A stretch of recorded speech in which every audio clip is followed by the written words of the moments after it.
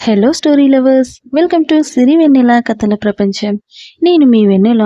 ముందుగా ఇంకా ఎవరైనా మన ఛానల్ని సబ్స్క్రైబ్ చేసుకోకుండా వీడియోస్ చూస్తున్నట్టయితే please please please do subscribe. ఇప్పుడు ఎటర్నల్ స్టోరీని వింటున్నాము.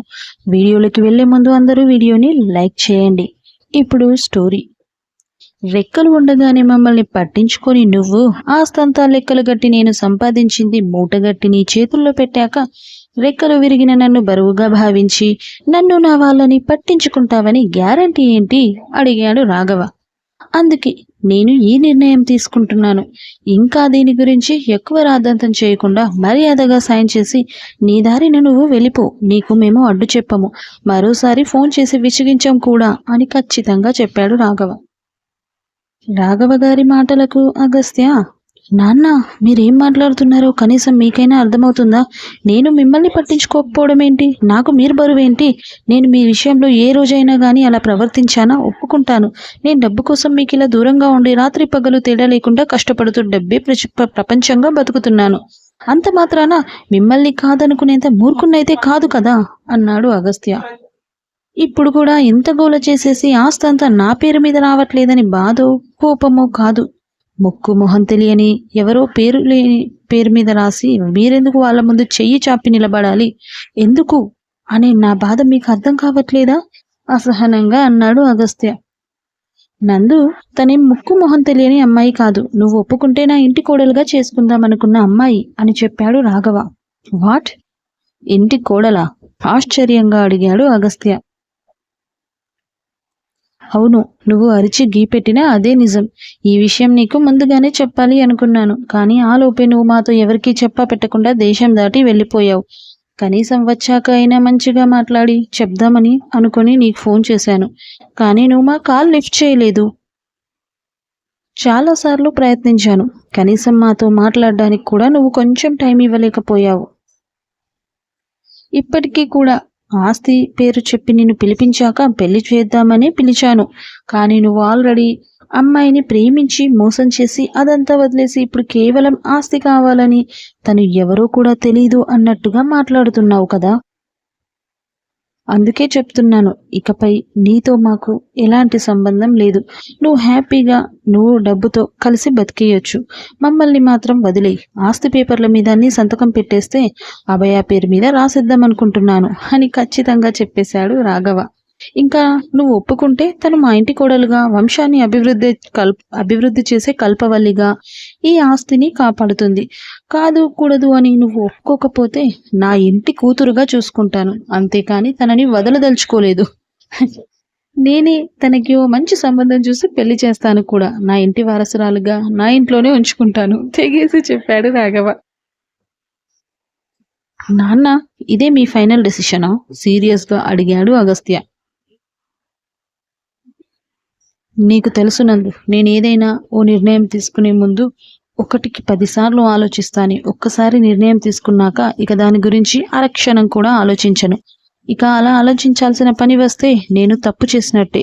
నాకు తెలిసి నేను ఎప్పుడూ తప్పు చేయలేదు, కాబట్టి నిర్ణయం తీసుకున్న తర్వాత ఆలోచించను కూడా, ఖరాఖండిగా చెప్పేశారు రాఘవ. వెల్, మీరింతవరకు వచ్చాక కాబట్టి ఇప్పుడు చెప్పక తప్పట్లేదు నాన్న. ఆల్రెడీ నాకు ఎంగేజ్మెంట్ అయిపోయింది. ఇదిగో ఇదే దానికి సాక్ష్యం అంటూ వేలికి ఖ్యాతి పాప పెట్టిన రింగ్ని తీసి టేబుల్ మీద చూపించాడు బాబు. అగస్త్య చెప్పింది విన్న అక్కడి వాళ్ళందరిలో ఓ రకమైన షాక్. బొమ్మల్లా మారిపోయారు. ఎంగేజ్మెంటా అని ఉన్న అందరూ షాక్ తింటే అభయది మాత్రం అది తనకు ముందే తెలిసినట్టుగా గమ్మున నిలబడి గోర్లు కొరుక్కుంటూ అగస్త్యాన్ని చూస్తుంది. వాళ్ళందరినీ చూసి, ఇది విషయం నాన్న, ఇక మీకు అర్థమయ్యిందని అనుకుంటున్నాను. నేను ఎందుకు ఈ అమ్మాయిని పెళ్లి చేసుకోను అని అంటున్నాను అని చెప్పాడు అగస్త్య. సో ఇక నాతో ఈ అమ్మాయి పెళ్లి అనే విషయం మర్చిపోండి. ఇంకా ఆస్తి అంటారా? మీరు చెప్పిన దానికి నేను చచ్చినా ఒప్పుకోను. నా ప్రాణం పోయినా సరే నేను ఆస్తి పేపర్ల మీద సంతకం పెట్టను అని సీరియస్గా చెప్పి అభయను ఓసారి చిరాగ్గా చూసి తన రూమ్కి వెళ్ళిపోయాడు అగస్త్య. ఎక్కడి వారు అక్కడ నీలుక్కుపోయారు. అసలు ఏం జరుగుతుందో అర్థం కాలేదు.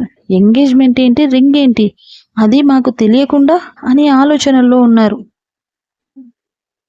జానకి గారు ఏడుస్తూ, ఏవండి, ఏంటి వాడు చెప్పేది నిజమా?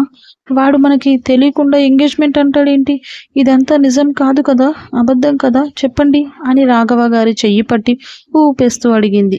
రాఘవ గారు మాత్రం స్తబ్దుగా మారిపోయారు. ఏం మాట్లాడాలో అర్థం కావట్లేదు ఆయనకి. అసలు జరిగింది డైజెస్ట్ చేసుకునే స్థితిలో లేరు. అక్క, ఊరుకోవే, ఏడవకు నువ్వు, నీకు అసలే హెల్త్ బాగాలేదు అని జానకి గారిని ఊరుకోబెడుతూ చెప్పింది నీరజ ఆంటీ. ఒరేయ్ రాఘవ, నీ కొడుకు చెప్పిందేంటో నీకైనా అర్థమైందేంట్రా?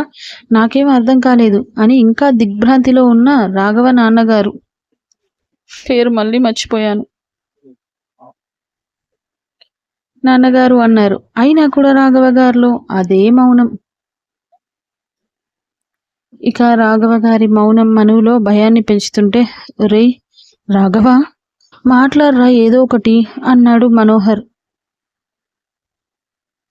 అయినా కూడా ఆయన మాట్లాడలేదు. అలా కామ్గా నిలబడి ఉన్నారు, చలనం లేని బొమ్మల. అతన్ని చూస్తూ ఉండగానే అభయలో ఉన్న భయం ఆమెను నిలువెల్లా వణికిస్తుంటే, అంకుల్ ప్లీజ్ మాట్లాడండి అంకుల్ అని రాఘవ చెయ్యి పట్టుకుని కదిపేసరికి ఉన్నట్టుండి గుండె పట్టుకుని సోఫాలో కుప్ప కూలిపోయారు రాఘవ గారు.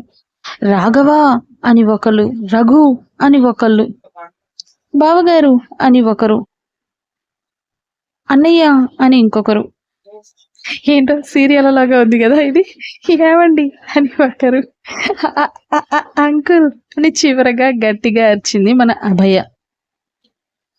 ఇలా రూమ్లోకి వెళ్ళి అసహనంగా అటు ఇటు తిరుగుతున్న అగస్త్యకి ఒకదాని వెనక మరొకరుగా అందరి అరుపులు పెద్దగా ఇంకా భయంగా వినిపించేసరికి కంగారుగా బయటకి వచ్చి చూస్తే రాఘవ గారు సోఫాలో పడిపోయి ఉన్నారు. ఆయన చుట్టూ కుటుంబ సభ్యులు అంతా గుమిగుడి ఏడుస్తూ కనబడడంతో నాన్న అంటూ కిందికి పరిగెత్తుకుంటూ వచ్చాడు అగస్త్య.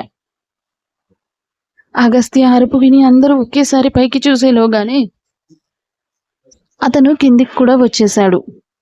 వాళ్ళందరినీ పక్కకు నెట్టేస్తూనే నాన్న నాన్న అని ఓగురుస్తూ వచ్చి ఆయన ముందు మోకాళ్ళ మీద పడి మణికట్టు దగ్గర పట్టుకోగానే చాలా స్లోగా కొట్టుకుంటున్న పర్ల్స్కి అగస్త్యకు నిలువెలా చెమటలు పట్టేశాయి భయంతో. నాన్న నాన్న నన్ను చూడండి అని వణుకుతున్న గొంతుతో అర్థిస్తున్న అగస్త్య గొంతు ఆయన చెవులను చేరుతున్న స్పందించే సత్వ కరువైంది ఆయన శరీరానికి. తండ్రిలో కరువైన చలనానికి అగస్త్య గుండెలు ఎగిరెగిరి పడుతుంటే రెండు పిడికిళ్ళు బిగించి ఆయన గుండెల మీద కొడుతూ రాఘవ గారిలో కూడా కొద్దిగా చలనాన్ని రప్పించలేకపోతుంటే ఆయనని రెండు చేతుల్లో ఎత్తుకుని ఇంట్లోంచి బయటకు వచ్చాడు అగస్త్య చాలా స్పీడ్గా. ఆ వెనకే మిగతా కుటుంబ సభ్యులతో పాటు అభయ వాళ్ళ నాన్న కూడా మరో కారులో ఫాలో అయ్యారు అగస్త్యని.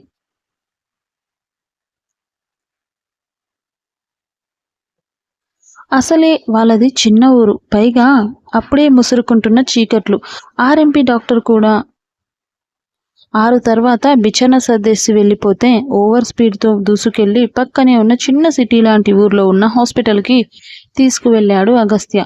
ఒళ్ళంతా చెమటతో తడిసిన అగస్త్యను అతని చేతుల్లో ఉన్న రాఘవ గారిని చూడగానే వెంటనే లోపలికి తీసుకెళ్లి చెకప్ స్టార్ట్ చేసిన అక్కడి డాక్టర్స్కి 10 నిమిషాల్లోనే అది అక్కడ సాల్వ్ అయ్యే ప్రాబ్లం కాదని అర్థమవడంతో ఫస్ట్ ఎయిడ్ సిపిఆర్ చేసి బయటకు వచ్చి, సార్ ఆయనకు స్ట్రోక్ అటాక్ అయ్యింది, అది కూడా చాలా సివియర్గా, నిమిషానికి రెట్టింపు అవుతుంది, వెంటనే ట్రీట్మెంట్ స్టంట్ వేయకపోతే ఆయన మరో 3 గంటల కన్నా ఎక్కువసేపు బ్రతకరు అని డాక్టర్ చెప్తున్న చివరి మాటలు వింటూ హాస్పిటల్లోకి ఎంటర్ అయ్యారు అగస్త్య ఫ్యామిలీ అంతా.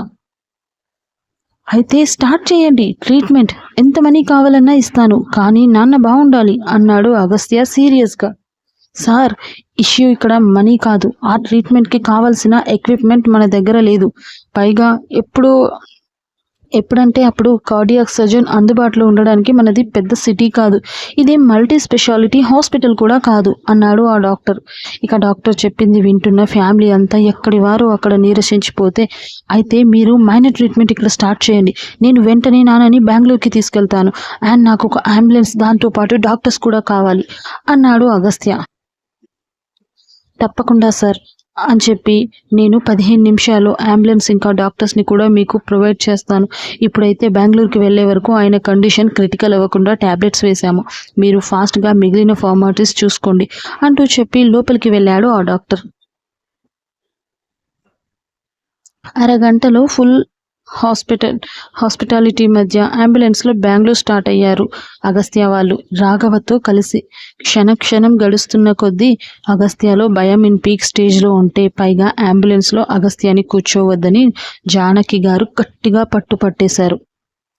డాక్టర్స్ ఉండి చూడండి, ఈ టైంలో మీరు ఇలా మీ ఫ్యామిలీ ఇష్యూస్ కోసం గొడవ పడితే ఆయన ప్రాణానికే ప్రమాదం అని సీరియస్గా చెప్పడంతో తప్పక అగస్త్యాన్ని కూడా అంబులెన్స్లో ఎక్కనిచ్చారు జానకి. కానీ ఆవిడకి మాత్రం అగస్త్య మీద ఇంకా కోపంగానే ఉంది. నిజానికి అతన్ని చూడ్డానికి కూడా ఇష్టపడట్లేదు ఆవిడ. రాఘవతో పాటు జానకి, అగస్త్య ఇద్దరు మాత్రమే అంబులెన్స్లో ఉంటే మిగిలిన వాళ్ళందరూ మరో కారులో వెనకే వచ్చారు. 2 గంటల తర్వాత బెంగళూరు సిటీలోకి ఎంటర్ అయిన అంబులెన్స్ కొన్ని నిమిషాల వ్యవధిలోనే ఓ మల్టీ స్పెషాలిటీ హాస్పిటల్ ముందు ఆగింది. ఎమర్జెన్సీ అని ముందుగానే ఊర్లో ఉన్న డాక్టర్స్ ఇన్ఫర్మేషన్ ఇచ్చి ఉండడంతో ఫాస్ట్గా ఐసీయూలోకి తీసుకువెళ్ళిపోయారు స్టాఫ్. టెస్ట్లు, స్కానింగ్స్ అన్నీ పూర్తయ్యాక బయటకు వచ్చి ఫ్యామిలీ మెంబర్స్తో వెంటనే ఆయనకు స్టంట్ వేయాలని లేదంటే తన ప్రాణానికి ప్రమాదమని చెప్పారు డాక్టర్. అదేదో ఫాస్ట్గా చేయండి డాక్టర్స్, నాకొచ్చి చెప్తారేంటి? ఓ, మీకు కావాల్సింది డబ్బా? ఎంత డబ్బు కావాలి చెప్పండి, ఇప్పుడే పడేస్తాను అని సీరియస్గా అరుస్తూ అన్నాడు అగస్త్య. అగస్త్య మాటలకు డాక్టర్ వాళ్ళ కోపం వస్తున్నా కూడా కాస్త తగ్గి, సార్ ప్లీజ్ ఒక్క నిమిషం, ఇక్కడ మ్యాటర్ మనీ కాదు. నేను ఆల్రెడీ కార్డియాక్ సర్జన్కి ఇన్ఫార్మ్ చేశాను, హీజ్ ఆన్ ద వే.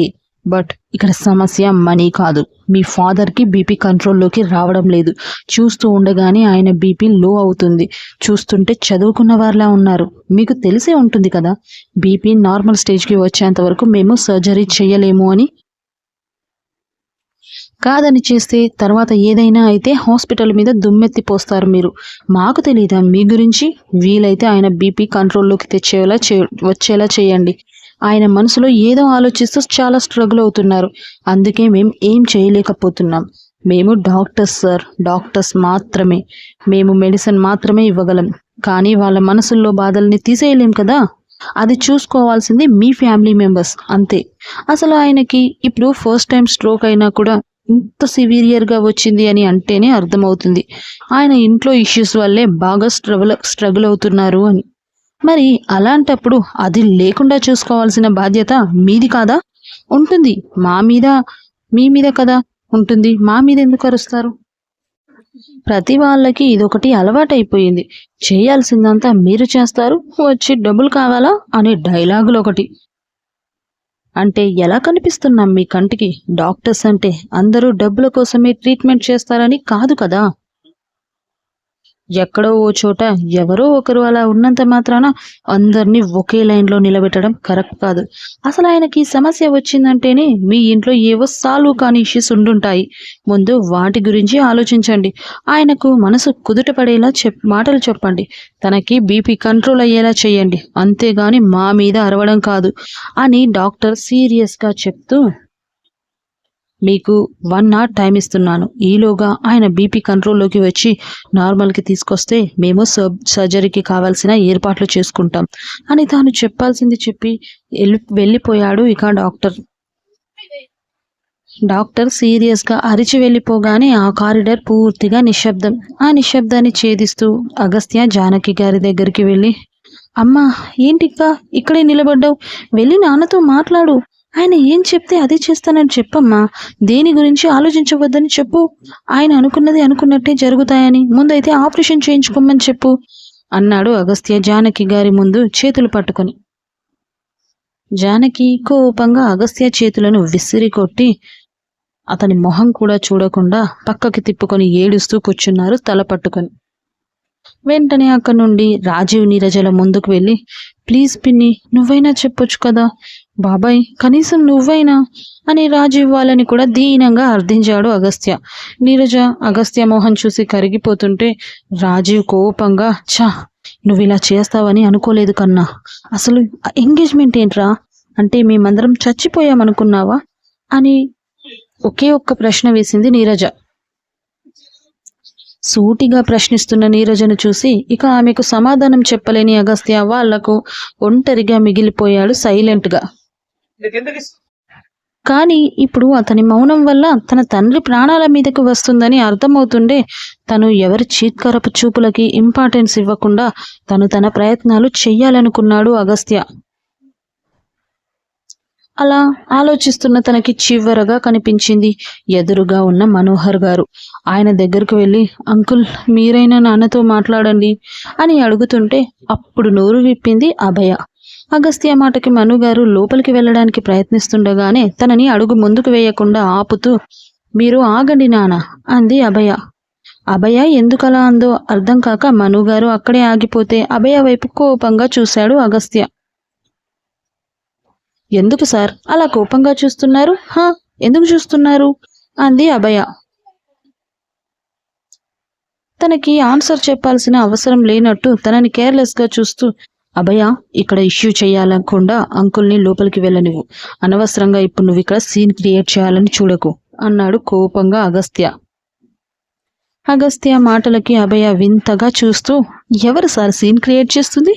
అసలు ప్రాబ్లం స్టార్ట్ అవ్వడానికి రీజన్ ఎవరు? మీరు కాదా? మరి అలాంటప్పుడు ఆ ప్రాబ్లం సార్ట్అవుట్ చేయాల్సింది కూడా మీరే కదా అని అడిగింది అభయ. అంటే నీ ఉద్దేశం ఏంటభయ అడిగాడు